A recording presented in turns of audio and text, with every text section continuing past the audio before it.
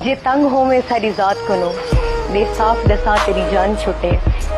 ते को प्यार के तुम तेरा मुजरिम हाँ दे सख्त सजा तेरी जान छुटे रब तो मंगी जाया नहीं थींदी मंग देख दुआ तेरी जान छुटे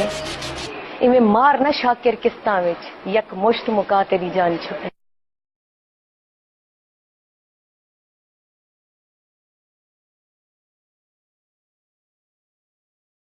सरे राह लाश के 2 टुकड़े पड़े थे,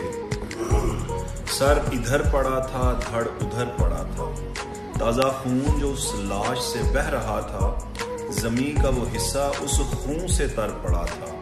पूछा किसी ने कि कौन बदबख्त है ये और कौन सा जुर्म कर पड़ा था, कातिल पास खड़ा था, बोला इश्क हूं मैं ये मुझसे लड़ पड़ा था।